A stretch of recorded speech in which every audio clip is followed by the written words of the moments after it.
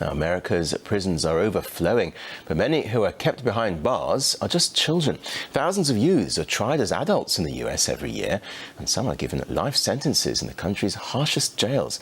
Many then find themselves becoming victims of sexual violence and suicide. Liz Wall reports. Authorities in western Pennsylvania have charged 11-year-old Jordan Brown as an adult. The boys will have one trial together in adult court. The length of his sentence is also the length of his life. They're not old enough to drive, drink, or vote, but in America, kids as young as 7 years old can be tried as adults. When you hold a youth accountable the same manner and fashion in which you hold an adult, it's just not right, and it's not fair. Michael Kemp knows what it's like to be a kid locked up in an adult prison. You never know what one of them adults might do to you, so you just be feeling like, man, what's going to happen to me? He was locked up for the first time when he was 12 years old here at Oak Hill Juvenile Correctional Facility. Oak Hill wasn't, in my eyes, it wasn't designed to rehabilitate you. It was designed for punishment. You know, having barbed wires around the gate, and it's just preparing you for a more criminal type of lifestyle. Like most kids that serve time as a juvenile in the U.S., he got into trouble again. At 17, he was charged with armed robbery as an adult. He says for a kid, being in an adult prison is a constant struggle to survive. They know how it is when you come off the bus and know that you don't have anything, or know that you're just far away from home, so they pull you in. But in reality, they trying to get a favor out of you as a sexual act, you know, and then you get victimized or raped, you know, and then you become someone's person. He was spared from sexual abuse, but many kids aren't so lucky. In fact, 1 in 5 victims of sexual violence in jails and prisons are under the age of 18. Youth and adult facilities are 36 times more likely to commit suicide than those in the juvenile system. On any given day in America, 10,000 children are held in adult jails and prisons. Most of them have never been convicted of a crime. And kids are fair game for solitary confinement. Kemp says for 5 months, he spent 23.5 hours per day locked up alone.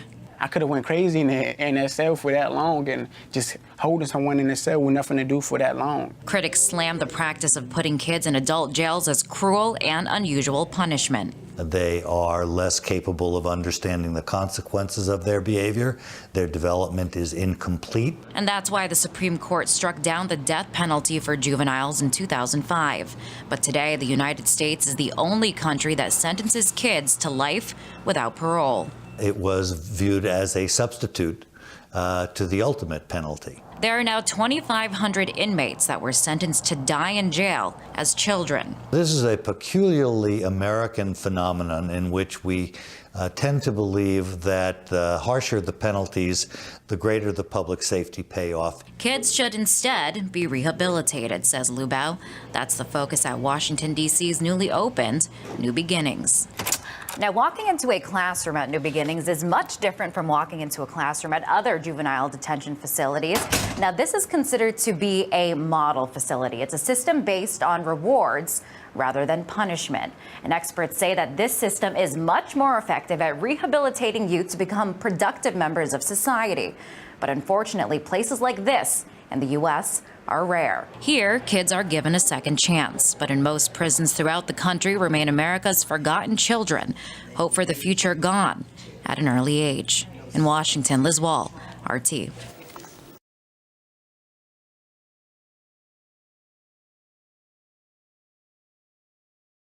It starts with a bang. Organized chaos ensues. Follow instructions or... Down! Up! Down! Up! We follow a military model. It's a challenge. We demand and will instill respect. We're not going to take you out on a date.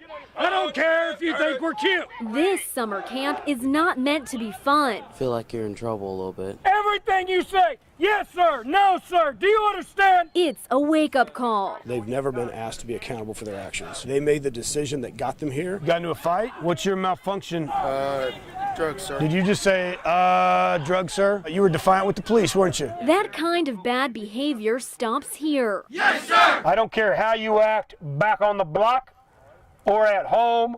You will not act that way here at camp. Do you understand? Yes, sir! For some parents, the no-nonsense camp is a last resort, Bet you wish you weren't ding-dong ditching now, huh? a way to keep their child out of juvenile court. She's got to do this camp to keep from having it on her record. What are you looking around for? For others, it's a choice they make, a glimmer of hope when all else has failed. Maybe you ought to take a little initiative next time. I'm hoping it'll change his whole attitude because his grades are suffering in school.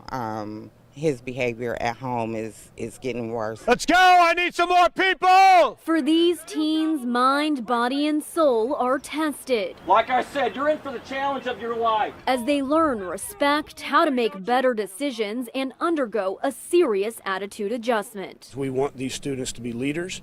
Right now, unfortunately, they're leaders in the wrong direction.